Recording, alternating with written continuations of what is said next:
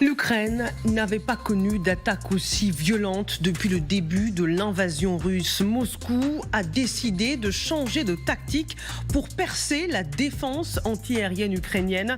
Des attaques de grande ampleur qui ont fait une cinquantaine de morts, plus de 500 drones explosifs et missiles lancés en moins de 5 jours, mais aussi un recours à différents types d'armes. Nivine, vous nous avez rejoint. Expliquez-nous.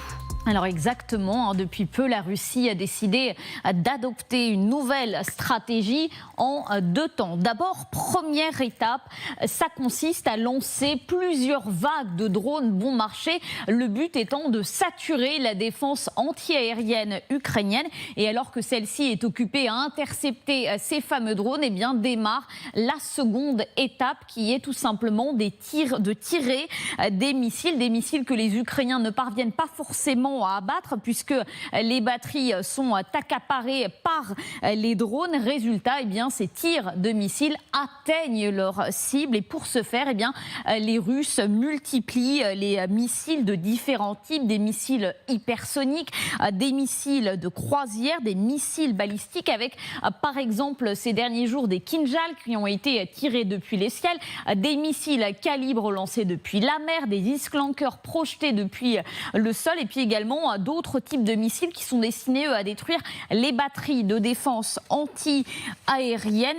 Plusieurs de ces missiles évoqués juste ici ont la particularité de pouvoir changer de trajectoire, ce qui les rend évidemment plus difficiles à intercepter. Selon un soldat ukrainien, très intéressant également, les Russes tirent aussi des missiles qui libèrent des fusées-leurres en vol pour là encore tromper les systèmes de défense ukrainiens. Alors l'objectif des Russes, il est très simple, c'est tout simplement d'épuiser les stocks ukrainiens de missiles antiaériens dans un contexte très particulier puisque vous le savez, le Congrès américain bloque toujours une nouvelle enveloppe d'aide et si les stocks ukrainiens s'amenuisent, eh bien les conséquences à moyen terme pourraient être catastrophiques pour l'Ukraine puisque la présidence ukrainienne serait par exemple obligée de choisir les villes, les sites à protéger en priorité. Cela pourrait également perturber, déstabiliser le front puisque Kiev serait obligé de repositionner certains de ses soldats,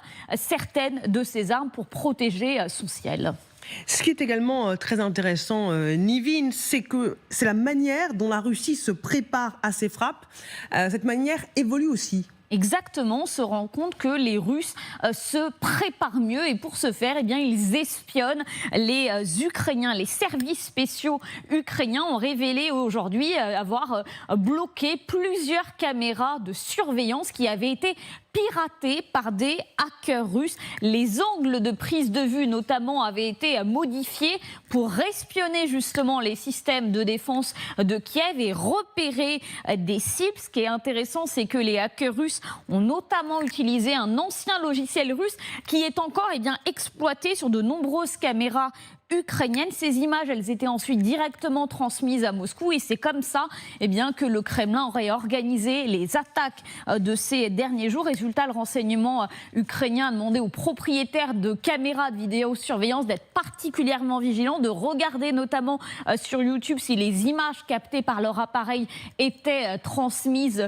directement sur des serveurs russes, car maintenant, on le constate, Moscou n'hésite plus à utiliser ces caméras, même civiles, pour essayer d'affiner ses tirs au maximum. Merci beaucoup Nivine pour ces informations et Nivine qui nous rejoint en plateau.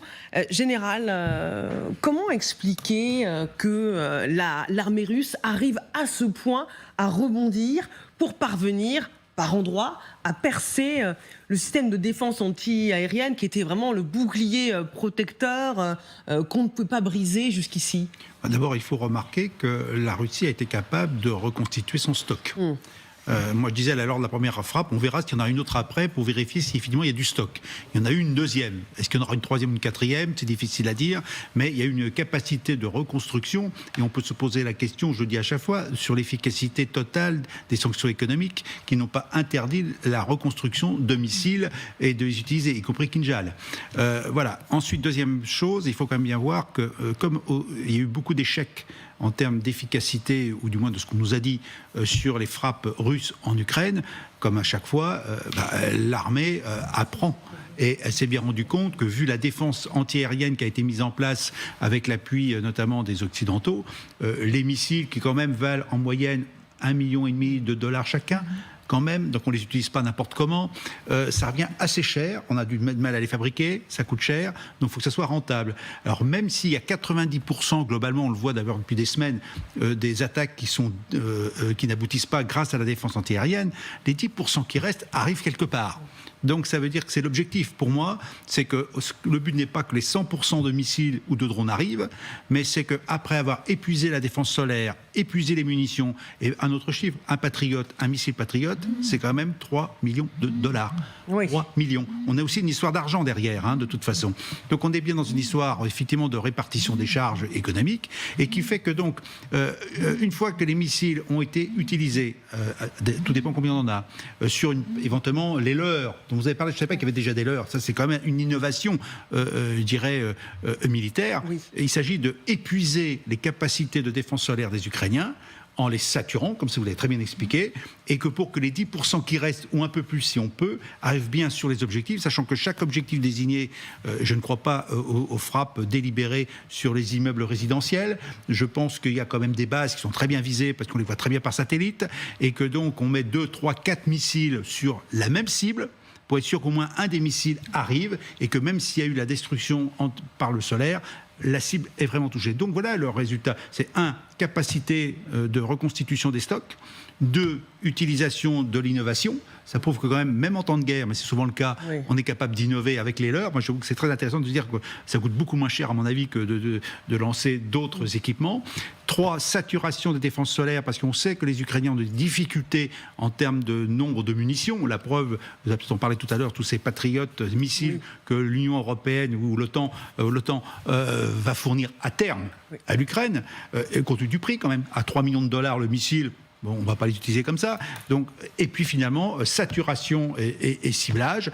Et donc, on peut quand même se douter qu'au moins à partir de cette deuxième attaque, on verra s'il y a une troisième ou une quatrième, pour vérifier s'il y a vraiment des stocks, ce qui n'est pas forcément évident, si l'efficacité a été apportée. Et je pense personnellement qu'il y a eu une efficacité et qu'il y a forcément des cibles militaires ou des infrastructures civiles à vocation militaire ont été fatalement touchées, parce que 10% des missiles au prix où ils sont, forcément doivent arriver quelque part, et ce n'est pas uniquement pour les mettre dans la nature. Magali, l'ampleur des frappes, et on l'a vu avec Nivin, la capacité de l'armée russe à déjouer le système de défense antiaérienne ukrainien, nous montre que Poutine n'est pas du tout en train de jouer là. L'objectif de défaire l'Ukraine d'une manière ou d'une autre, il est maintenu. Les Ukrainiens redoutaient que cet hiver soit très difficile, de toute manière, parce qu'on savait qu'en effet Poutine avait refait ses stocks de missiles, et donc qu'il essaierait de nouvelles salves de frappe. Ce qui change par rapport à l'hiver dernier, où on avait déjà vu des installations, notamment énergétiques, touchées, c'est d'ailleurs ce que dit le renseignement britannique dans une note qui est parue cette semaine, c'est que justement les Russes maintenant ne visent, oui, certes encore les structures énergétiques, mais aussi les industries d'armement ukrainiens. C'est-à-dire que l'Ukraine est en train de développer maintenant une industrie locale d'armement, notamment sur les drones, et que manifestement dans les frappes de ces derniers jours, c'était l'une des cibles, et ça c'est relativement neuf. Oui, ça prouve que évidemment l'armée russe apprend, mais attention.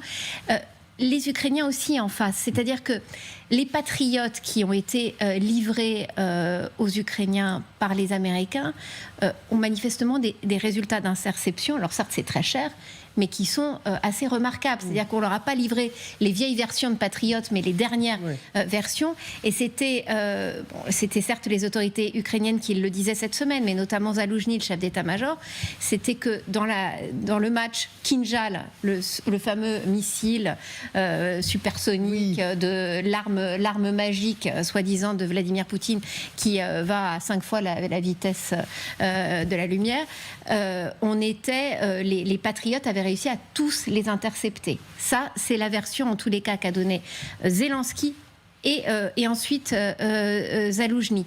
Donc c'est une façon aussi de rassurer aussi quelque part les Ukrainiens qui voient bien que ces frappes maintenant montent en puissance et redoutent manifestement l'escalade.